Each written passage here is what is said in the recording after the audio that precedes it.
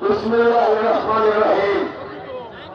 প্রিয় নিষ্পেষিত নেতা কর্মী ভাইরা,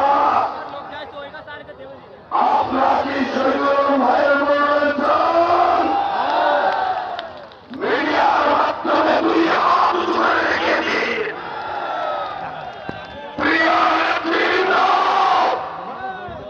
প্রিয় নেতা, প্রিয় স্ট্যান্ডিং কমিটির সদস্যদের উদ্দেশ্যে আমরা বলতে চাই, আপনাদের কানে উঠানো হচ্ছে আমরা নাকি কেন্দ্রের বিরুদ্ধে বিক্ষোভ করছি।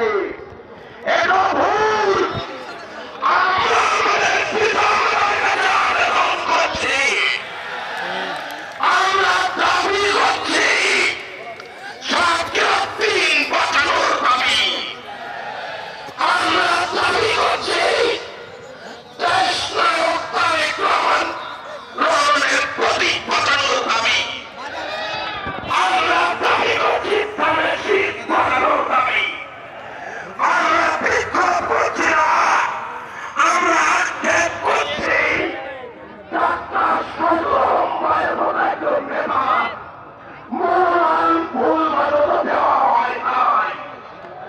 আমরা এটা সংশোধন করে পুনর্বিবেচনা করে অতি সত্তর যতই তাড়াতাড়ি দেওয়া হবে এই জনগণ তাদের শীষকে বিজয়ী করার জন্য মাঠে নেমে যাবে।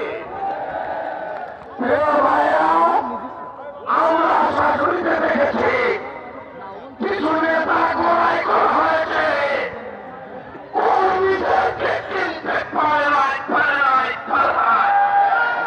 সাধারণ জনগণকে কিনতে পারে নাই।